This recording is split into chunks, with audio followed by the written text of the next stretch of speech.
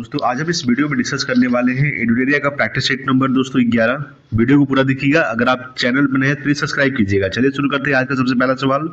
सबसे पहला सवाल है कि कौन सा राज्य अपने राज्य में इटालियन जल विद्युत परियोजना को स्थापित करने के प्रस्ताव को पारित किया दोस्तों। तो कौन सा राज्य किया है दोस्तों, याद रखिएगा।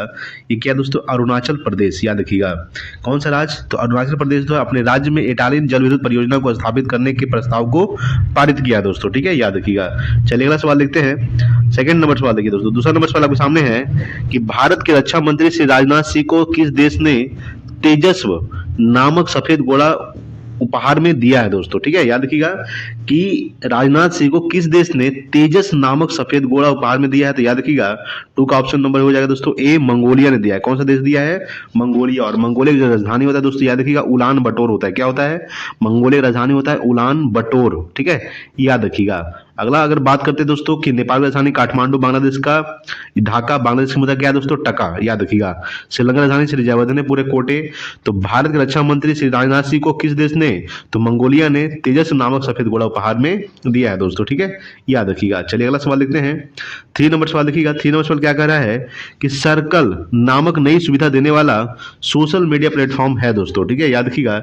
यह है दोस्तों ट्विटर। कौन है, ट्विटर। याद रखिएगा कि सर्कल नामक नई सुविधा देने वाला सोशल मीडिया प्लेटफॉर्म कौन है दोस्तों, तो है दोस्तों ट्विटर। यानी कि ऑप्शन नंबर 3 का बी हो जाएगा। ठीक है, चलिए अगला सवाल देखेंगे।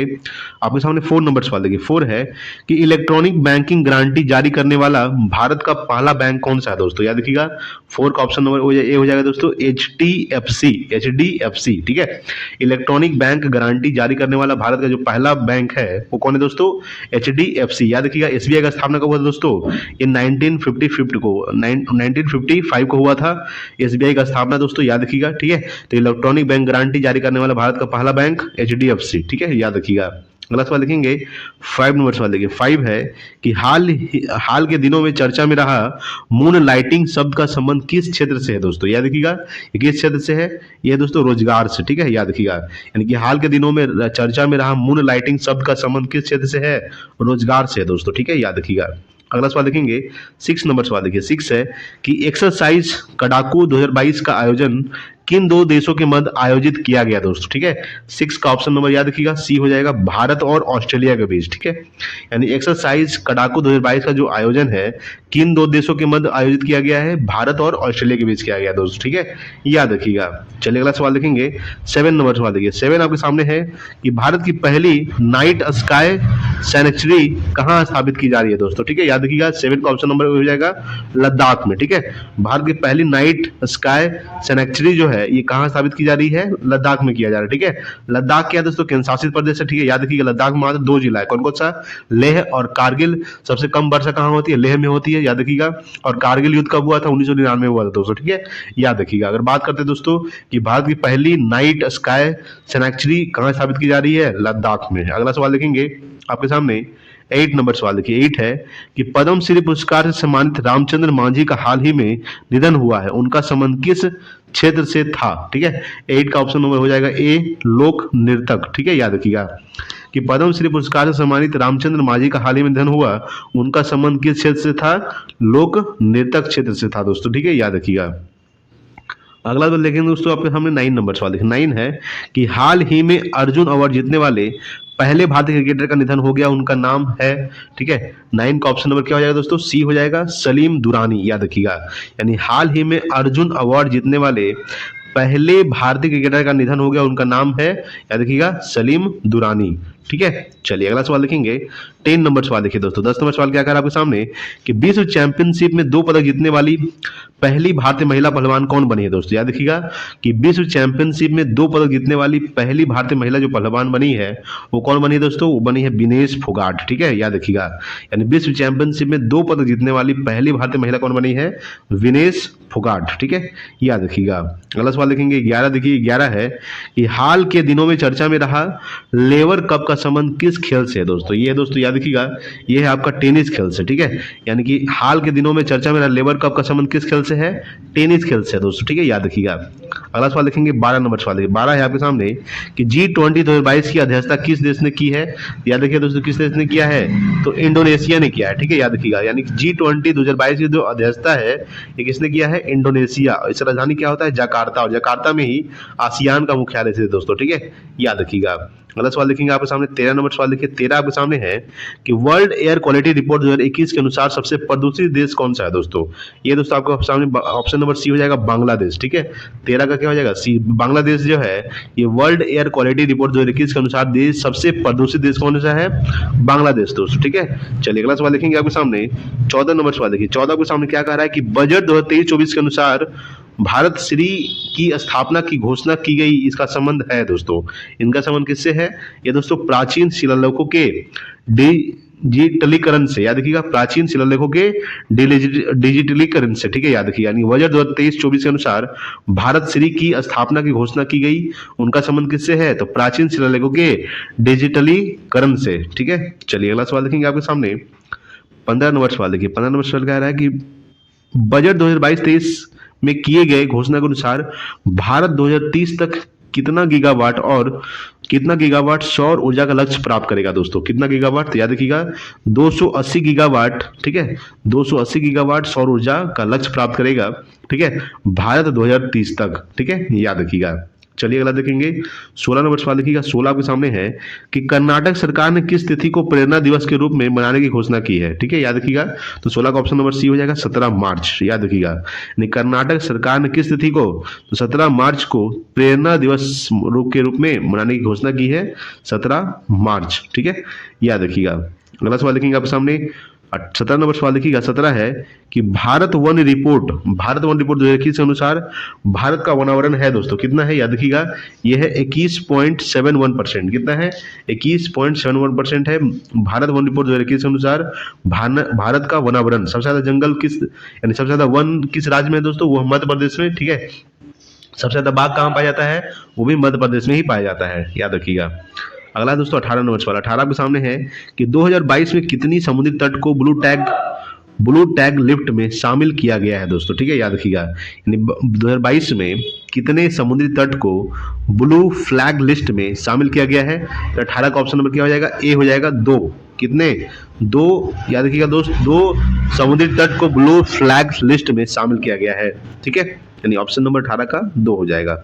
अगला सवाल देखेंगे 19 नंबर सवाल देखिएगा। 19 नंबर सवाल क्या कर रहा है कि जैव विविधता के संरक्षण से संबंधित समझौता भारत तथा किन देशों के मध्य हुआ दोस्तों। यानी 19 का जो ऑप्शन हो जाएगा, याद रखिएगा, डी हो जाएगा नेपाल, ठीक है। अगर बात करेंगे कि जैव विविधता के संरक्षण से संबंधित समझौता भारत तथा किन देश के मध्य हुआ है, भारत और नेपाल के मध्य हुआ है, ठीक है। अगर बात करते हैं जैव विविधता दिवस कब मनाया जाता है, 22 मई को जैव विविधता दिवस मनाया जाता है दोस्तों, ठीक है, याद रखिएगा। अगला सवाल देखेंगे आपके सामने 20 नंबर सवाल देखिए। 20 नंबर सवाल क्या कर आपके सामने कि भारत के नए महालेखा नियंत्रक CGA किसे नियुक्त किया गया है दोस्तों, याद रखिएगा। इसका जो आंसर हो जाएगा भारती दास को नियुक्त किया गया है, ठीक है, याद रखिएगा। यानी भारत के नए महालेखा नियंत्रक यानी CGA किसे नियुक्त किया गया है, तो भारती दास को नियुक्त किया गया है, ठीक है। चलिए अगला देखते हैं 21 नंबर सवाल देखिएगा। क्या कह रहा है 21 है कि मुलायम सिंह यादव के संबंध में निम्न में से कौन सा कथन गलत है दोस्तों। अगर बात करते हैं कि वे 3 बार उत्तर प्रदेश के मुख्यमंत्री बने दोस्तों, ये सही है आपका, ठीक है, याद रखिएगा। अगर बात करते हैं कि वे 1 बार देश के रक्षा मंत्री बने दोस्तों, ये भी सही है। वे 8 बार विधायक बने दोस्तों, ये भी सही है। इनका जन्म उत्तर प्रदेश के गोरखपुर जिला में हुआ दोस्तों, ये गलत है, याद रखिएगा। यानी ऑप्शन नंबर डी हो जाएगा, ठीक है, 21 का ऑप्शन नंबर डी। अगला सवाल देखेंगे 22 नंबर सवाल देखिएगा। 22 है कि हाल ही में पटना हाईकोर्ट के मुख्य न्यायाधीश कौन बने हैं दोस्तों। तो याद रखिएगा जो पटना हाईकोर्ट के मुख्य न्यायाधीश बने हैं ये के विनोद चंदन है। कौन है, के विनोद चंदन जो है, चंद्रन, ठीक है, याद रखिएगा, चंद्रन जो है, के विनोद चंद्रन, ये पटना हाईकोर्ट के मुख्य न्यायाधीश बने हैं, ठीक है, याद रखिएगा। अगला आपके सामने 23 नंबर सवाल देखिए। 23 है कि मैथिली भाषा के लिए साहित्य अकादमी पुरस्कार 2022 से सम्मानित किया गया है, ठीक है, मैथिली भाषा के लिए साहित्य अकादमी पुरस्कार 2022 से सम्मानित किया गया है। तो 23 का ऑप्शन नंबर याद रखिएगा अजीत आजाद को, किसे, अजीत आजाद, यानी कि 23 का ऑप्शन नंबर सी हो जाएगा, ठीक है। अगला आपके सामने 24 नंबर सवाल देखिएगा। 24 है कि 95वां यानी 95वां ऑस्कर पुरस्कार के तहत सर्वश्रेष्ठ अभिनेता का अवार्ड किसने जीता है दोस्तों। याद रखिएगा 24 का ऑप्शन नंबर ए हो जाएगा ब्रेंडन फ्रेजर ने। किसने जीता है, ब्रेंडन फ्रेजर, ठीक है। तो 95वां ऑस्कर पुरस्कार के तहत सर्वश्रेष्ठ अभिनेता का जो अवार्ड है किसने जीता है, ब्रेंडन फ्रेजर। चलिए अगला सवाल देखेंगे आपके सामने 95 नंबर सवाल देखिएगा। 95 है कि साहित्य के क्षेत्र में किसे नोबेल पुरस्कार 2022 से सम्मानित किया गया है। याद रखिएगा कि साहित्य के क्षेत्र में किसे नोबेल पुरस्कार 2022 से सम्मानित किया गया है? तो 25 का ऑप्शन नंबर ए हो जाएगा, एनी एनॉक्स। किसे? एनी एनॉक्स को साहित्य के क्षेत्र में नोबेल पुरस्कार 2022 से सम्मानित किया गया है। ठीक है, अगला सवाल देखेंगे दोस्तों आपके सामने। अगला सवाल देखिएगा, अगला आपके सामने है 26 नंबर सवाल। देखिए 26 नंबर सवाल क्या कर रहा है आपके सामने दोस्तों? 26 है कि पैडा पद्धति क्या है दोस्तों? याद रखिएगा, पैडा जो पद्धति है ये क्या है? ये है दोस्तों आपके सामने, अगर बात करेंगे पैडा पद्धति क्या है, ये है जंगल काटकर सूखने छोड़ना। ठीक है, जंगल काटकर सूखने छोड़ना, ये क्या है दोस्तों? पैडा पद्धति है। ठीक है, याद रखिएगा। अगला सवाल देखेंगे आपके सामने, अगला है 27 नंबर सवाल। देखिए महादेव पहाड़ी किसका भाग है दोस्तों? ठीक है, महादेव जो पहाड़ी है ये सतपुड़ा का भाग है। ठीक है, महादेव पहाड़ी किसका भाग है? सतपुड़ा का। ठीक है, याद रखिएगा। चलिए अगला सवाल देखेंगे आपके सामने, अगला है 28 नंबर सवाल। देखिएगा कि दक्कन का पठार किस काल में निर्मित हुआ था दोस्तों? तो दक्कन का जो पठार है किस काल में निर्मित हुआ था? तो दक्कन का पठार हुआ था क्रिटेशियस काल में हुआ था दोस्तों, याद रखिएगा। क्रिटेशियस काल में हुआ था दक्कन का पठार का निर्माण। ठीक है, याद रखिएगा। अगला सवाल देखेंगे आपके सामने 29 नंबर सवाल है। 29 है कि बिहार में कितने जिलों में से होकर गंगा नदी प्रवाहित होती है दोस्तों? याद रखिएगा, यानी 12 जिलों। ठीक है, यानी बिहार के कितने जिलों से? तो बिहार के 12 जिलों से होकर गंगा नदी प्रवाहित होती है। ठीक है, अगला आपके सामने 30 नंबर सवाल देखिए। 30 है कि भारत में एग्रो इकोलॉजिकल जोन्स की संख्या कितनी है? तो भारत में एग्रो इकोलॉजिकल जोन्स की जो संख्या है दोस्तों, 30 का ऑप्शन नंबर याद रखिएगा 21 है। सी कितना है दोस्तों? 21। ठीक है, यानी भारत में एग्रो इकोलॉजिकल जोन्स की जो संख्या कितनी है? 21। ठीक है, अगला देखेंगे आपके सामने 31 नंबर सवाल। 31 है कि प्रादेशिक विभाजन के दृष्टिकोण से नेपाल हिमालय की कुल लंबाई है दोस्तों। ठीक है, 31 का ऑप्शन नंबर याद रखिएगा, बी हो जाएगा 800 किलोमीटर। ठीक है, याद रखिएगा, यानी प्रादेशिक विभाजन के दृष्टिकोण से नेपाल हिमालय की कुल लंबाई कितनी है? 800 किलोमीटर। ठीक है, चलिए अगला देखते हैं आपके सामने 32 नंबर सवाल। 32 आपके सामने है कि निम्न में से कौन सा झील राजस्थान में नहीं है? ठीक है, याद कीजिएगा। अगर बात करते हैं तो 32 का ऑप्शन नंबर ध्यान दीजिएगा, सी हो जाएगा मानस झील। ठीक है, पिछौला झील दोस्तों राजस्थान में स्थित है, डिंडवाना झील भी राजस्थान में स्थित है, और फतेह सागर झील राजस्थान में स्थित है दोस्तों। मानस झील क्या है? ये राजस्थान में स्थित नहीं है। ठीक है, यानी सी हो जाएगा आपका 32 का। अगला है दोस्तों 33 नंबर सवाल। 33 है कि राष्ट्रीय जल संसाधन परिषद का गठन किस वर्ष किया गया था? ये किया गया था दोस्तों, याद रखिएगा, ये 1983 में किया गया था। ठीक है, तो राष्ट्रीय जल संसाधन परिषद का जो गठन है ये 1983 में किया गया था। अगला देखेंगे 34 नंबर सवाल देखिएगा। 34 है कि आर्य सभ्यता में मनुष्य के जीवन की आयु के आरोही क्रम अनुसार निम्नलिखित चरणों में से कौन सा विकल्प सही है दोस्तों? ठीक है, तो कौन सा विकल्प सही है? ब्रह्मचर्य, गृहस्थ, वानप्रस्थ, संन्यास, यानी कि ऑप्शन नंबर ए हो जाएगा। ठीक है, क्या हो जाएगा? ऑप्शन नंबर ए, ब्रह्मचर्य, गृहस्थ, वानप्रस्थ, संन्यास। ये क्या है? ये दोस्तों आपका मनुष्य के जीवन की आयु के आरोही क्रम अनुसार है दोस्तों, ब्रह्मचर्य, गृहस्थ, वानप्रस्थ, संन्यास। अगला सवाल देखेंगे आपके सामने 35 नंबर सवाल। देखिए 35 क्या कह रहा है कि गुप्त वंश के शासक को लिच्छवी दोहित्र कहते हैं दोस्तों, याद रखिएगा। तो 35 का ऑप्शन नंबर सी हो जाएगा, समुद्रगुप्त को। ठीक है, अगर बात करते हैं कि गुप्त वंश के शासक को, तो समुद्रगुप्त को लिच्छवी दोहित्र कहते हैं। अगर बात करें समुद्रगुप्त को भारत का नेपोलियन भी कहा जाता है।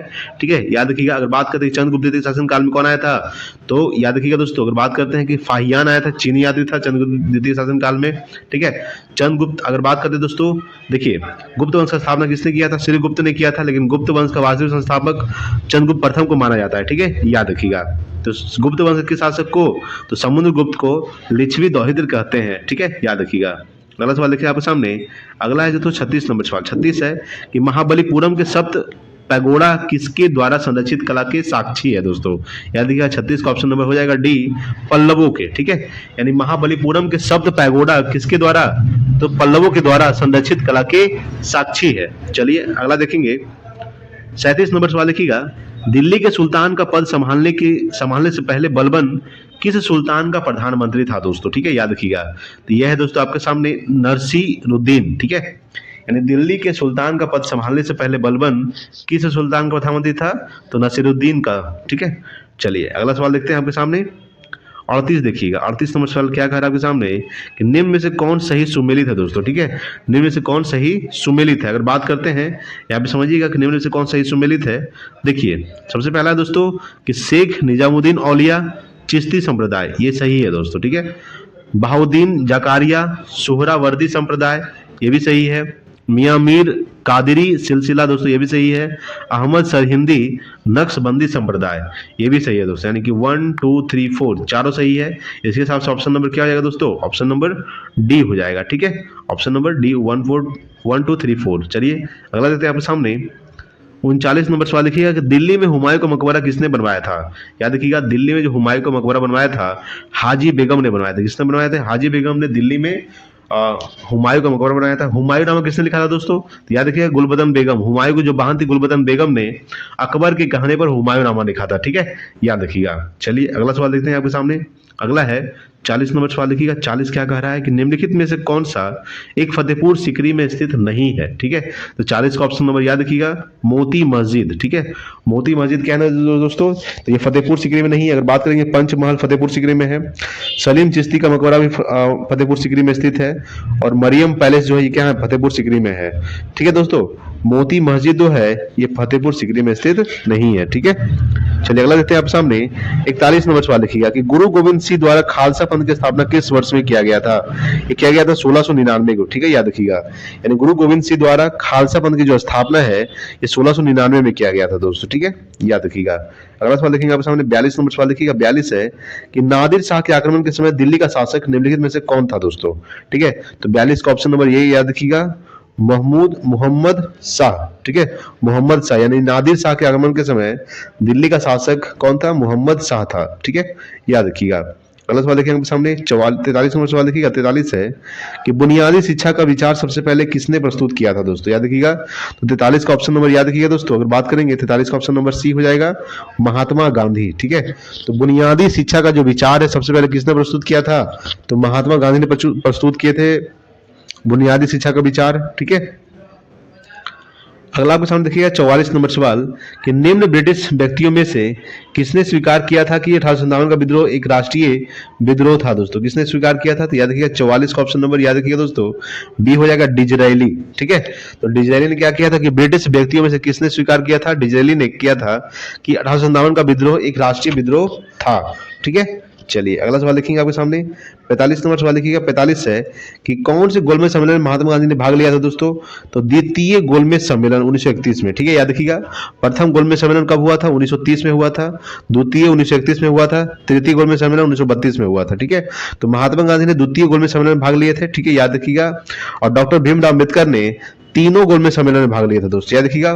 प्रथम गोलमेज सम्मेलन, द्वितीय गोलमेज सम्मेलन, तृतीय गोलमेज सम्मेलन, यानी तीनों गोलमेज सम्मेलन में भागने वाले व्यक्ति कौन थे, डॉक्टर भीमराव अम्बेडकर। ठीक है, याद रखिएगा। चलिए अगला सवाल देखेंगे आपके सामने। अगला है दोस्तों 46 नंबर सवाल देखिए।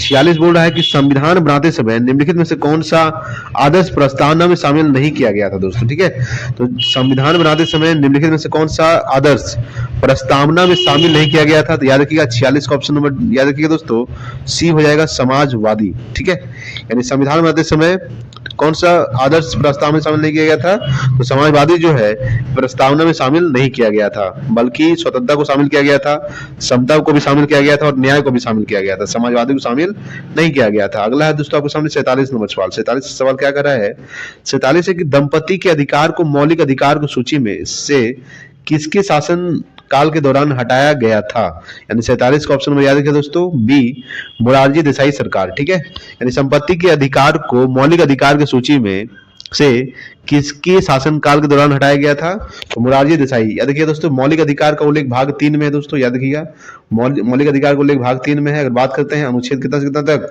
अनुच्छेद याद रखिए दोस्तों, अनुच्छेद 12 से लेकर अनुच्छेद 35 तक। ठीक है, याद रखिएगा अनुच्छेद 12 से लेकर अनुच्छेद 35 तक ये भाग 3 का उल्लेख किया गया है, जिसमें मूल अधिकार ठीक है का उल्लेख किया गया है दोस्तों। ठीक है, चलिए अगला सवाल देखते हैं 48 नंबर सवाल देखिए। 48 आपके सामने है कि पहले वित्त आयोग का गठन हुआ था दोस्तों, यानी पहले वित्त आयोग का गठन कब हुआ था, तो 1951 में हुआ था। याद रखिएगा कि पहले वित्त आयोग का गठन कब हुआ था, 1951। ठीक है, याद रखिएगा दोस्तों। चलिए अगला सवाल देखेंगे आपके सामने 49 नंबर सवाल आपके सामने क्या कह रहा है, 49 है कि भारत के राष्ट्रपति के पास आपात अधिकार है दोस्तों। ठीक है, यानी कितने प्रकार के, 3 प्रकार के। कौन कौन सा है, 352 है दोस्तों, 352 राष्ट्रीय आपातकाल, 356 में दोस्तों राष्ट्रपति शासन, और 360 में कौन सा है, ये दोस्तों वित्तीय आपातकाल। ठीक है, याद रखिएगा। अगर बात करते हैं कि 352 में दोस्तों राष्ट्रीय आपातकाल, 356 में अनुच्छेद 356 में अनुच्छेद 356 में राष्ट्रपति शासन और अनुच्छेद 360 में वित्तीय आपातकाल। ठीक है, याद रखिएगा कि भारत के राष्ट्रपति के पास आपात अधिकार है 3 प्रकार के दोस्तों। ठीक है, याद रखिएगा। अगला सवाल देखेंगे 50 नंबर सवाल देखिएगा।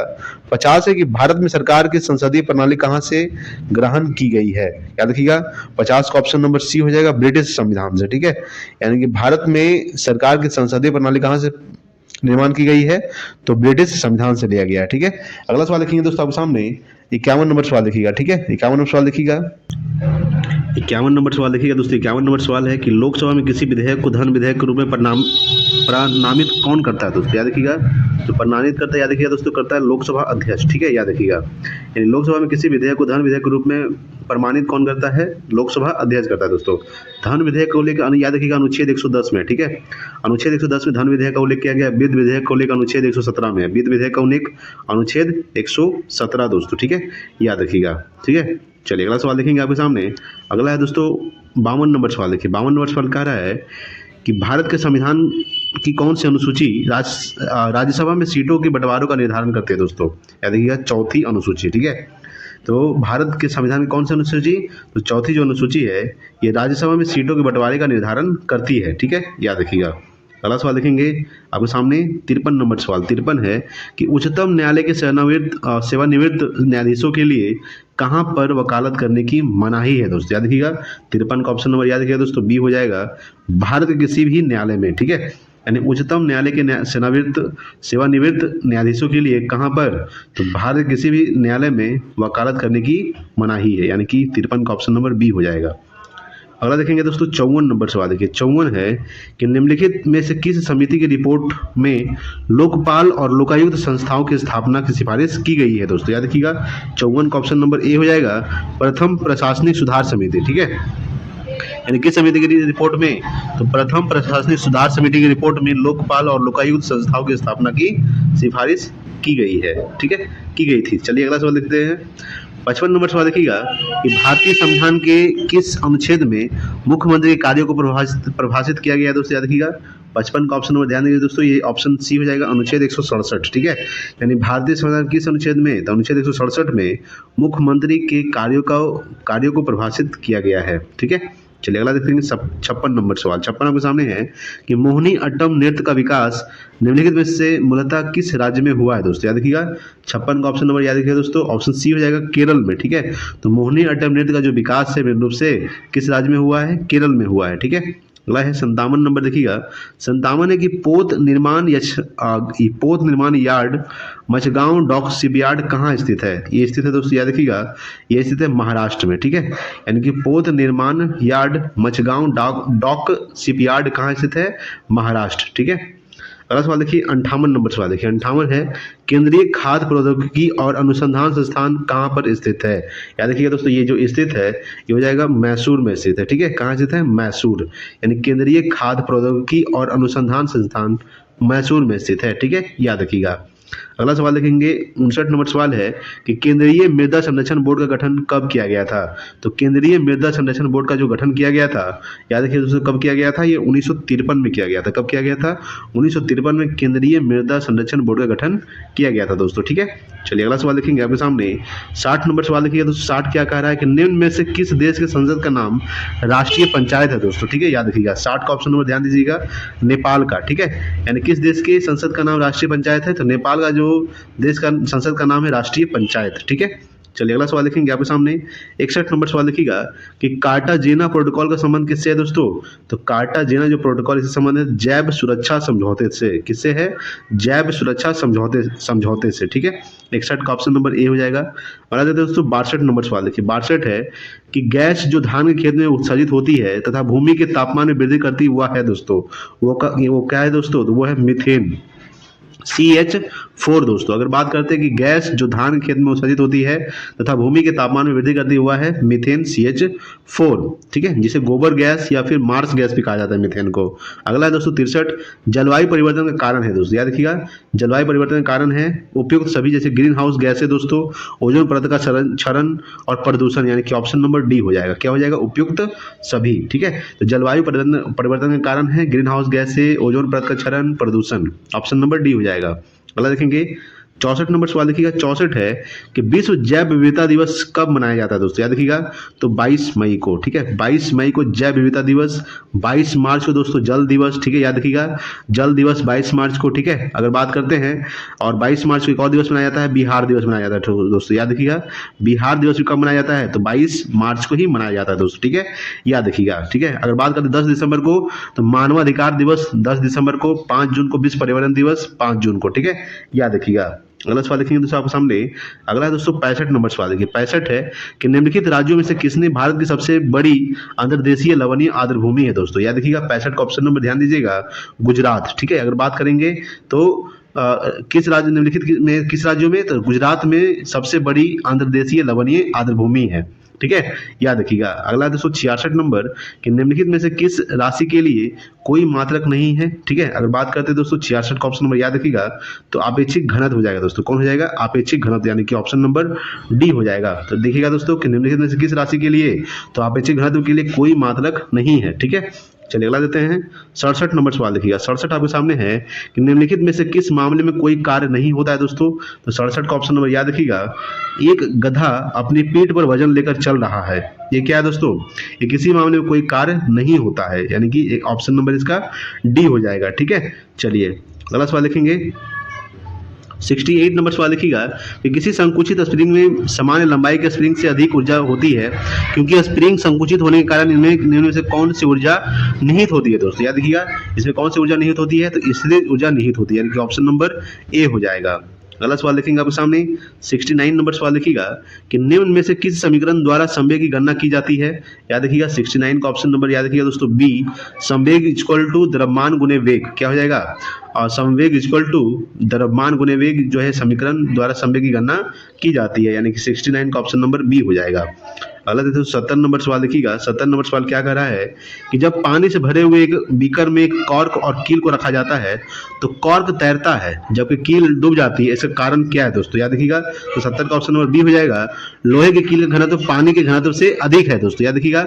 लोहे के कील का जो घनत्व है पानी के घनत्व से अधिक है, ठीक है, याद रखिएगा। अगला सवाल देखेंगे आपके सामने 71 नंबर सवाल देखिए। 71 आपके सामने क्या कह रहा है कि निम्नलिखित में से कौन सी विद्युत चुंबकीय तरंगे नहीं है, ठीक है, याद रखिएगा। ऑप्शन नंबर डी हो जाएगा, अल्ट्रासाउंड। अल्ट्रासाउंड क्या है, ये विद्युत चुंबकीय तरंगे नहीं है। जैसे रेडियो क्या है दोस्तों, ये विद्युत चुंबकीय तरंगे है, और इंफ्रारेड भी दोस्तों, माइक्रोवेव भी क्या है, विद्युत चुंबकीय तरंगे है। अल्ट्रासाउंड जो है विद्युत चुंबकीय तरंगे नहीं है, ठीक है।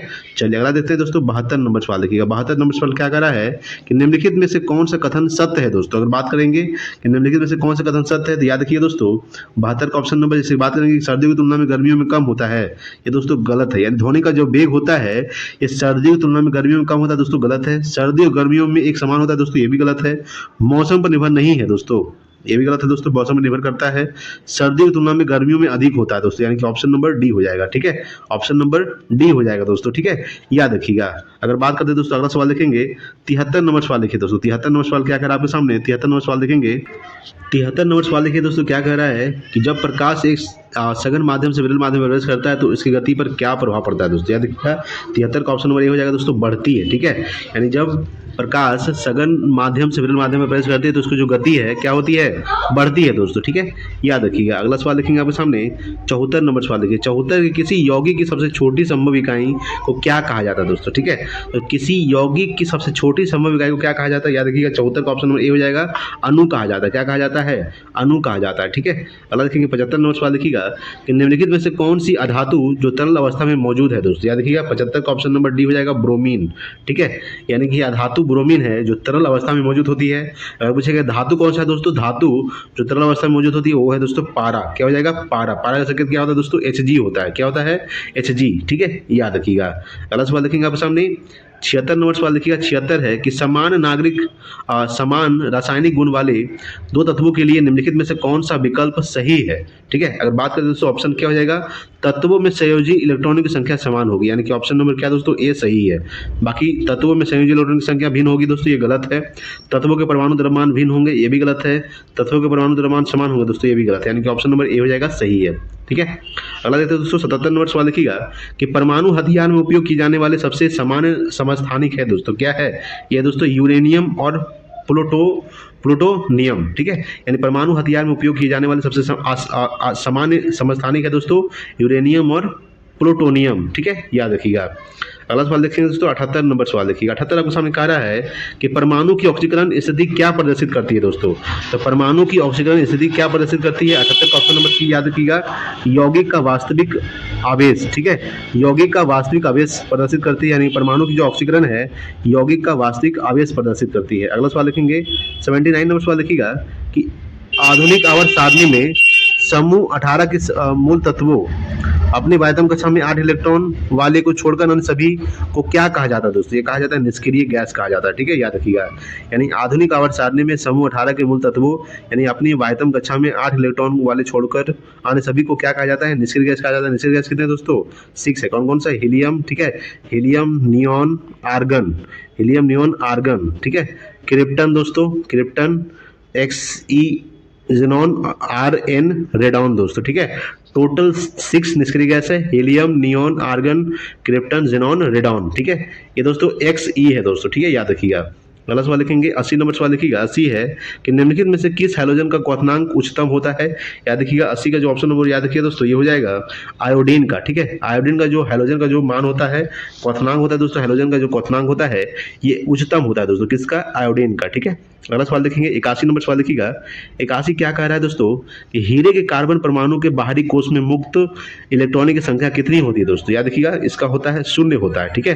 तो हीरे के कार्बन परमाणु के बाहरी कोष में मुक्त इलेक्ट्रॉनिक की संख्या कितनी होती है? 0 होती है, ठीक है, याद रखिएगा। अगला देखेंगे 82 नंबर सवाल लिखिएगा कि ऑक्सीजन की उपस्थिति में अयस्कों को गर्म करने की क्रिया को क्या कहा जाता है? याद रखिएगा इसे कहा जाता है दोस्तों भंजन कहा जाता है, ठीक है। यानी ऑक्सीजन की उपस्थिति में अयस्कों को गर्म करने की प्रक्रिया को क्या कहा जाता है? भंजन कहा जाता है, ठीक है, याद रखिएगा। अगला आपके सामने 83 है कि टॉक्सिकोलॉजी में निम्न में से किसका अध्ययन किया जाता है दोस्तों? याद रखिएगा विष या जहर का, ठीक है। टॉक्सिकोलॉजी में किसका अध्ययन किया जाता है? तो किया जाता है दोस्तों विष और जहर का अध्ययन किया जाता है, ठीक है, याद रखिएगा टॉक्सिकोलॉजी में। अगला सवाल लिखेंगे आपके सामने 84 नंबर सवाल लिखिएगा कि मानव शरीर का सबसे बड़ा अंग निम्नलिखित में से कौन सा है दोस्तों? वो है दोस्तों त्वचा, ठीक है, याद रखिएगा कि मानव शरीर का सबसे बड़ा अंग क्या है? त्वचा। जो ये मानव शरीर का सबसे बड़ा अंग है त्वचा, ठीक है। अगला सवाल लिखेंगे आपके सामने 85 नंबर सवाल लिखिएगा। 85 है कि निम्नलिखित में से कौन सा ऊतक जड़ों से खाद्य पदार्थों का परिसंचरण करता है? ठीक है, याद रखिएगा 85 का ऑप्शन नंबर बी हो जाएगा जाइलम, ठीक है। कौन सा ऊतक? तो जाइलम जो है ये जड़ों से खाद्य पदार्थों का परिसंचरण करता है दोस्तों, ठीक है, याद रखिएगा। अगला 86 है कि निम्नलिखित में से कौन सा समरूप अंग है दोस्तों? याद रखिएगा 86 का ऑप्शन नंबर याद रखिए दोस्तों कि लॉबस्टर की पूंछ और व्हेल का फाल, ठीक है, याद रखिएगा कि कौन सा समरूप अंग है दोस्तों? समरूप अंग पूछ रहा है तो लॉबस्टर की पूंछ और व्हेल का जो फाल है ये क्या है? ये समरूप अंग है, यानी 86 का ऑप्शन नंबर क्या हो जाएगा दोस्तों? डी हो जाएगा, ठीक है। चलिए अगला सवाल लिखेंगे 87 नंबर सवाल लिखिए। 87 आपके सामने कहा रहा है कि निम्नलिखित में से कौन सा जीव मुकुलन द्वारा प्रजनन नहीं करता है? तो एनिलीडा, ठीक है, एनिलीडा जो है क्या करता है? ये मुकुलन द्वारा प्रजनन नहीं करता है, यानी 87 का ऑप्शन नंबर डी हो जाएगा, ठीक है। 88 देखेंगे आपके सामने 88 नंबर सवाल क्या कह रहा है? 88 है दोस्तों कि छोटी आंत की आंतरिक सतह पर हजारों अंगुली नुमा आकृतियां निकली हुई होती है, उन्हें क्या कहा जाता है?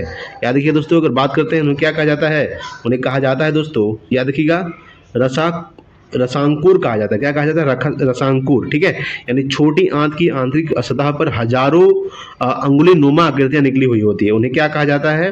तो रसांकुर कहा जाता है, ठीक है, याद रखिएगा।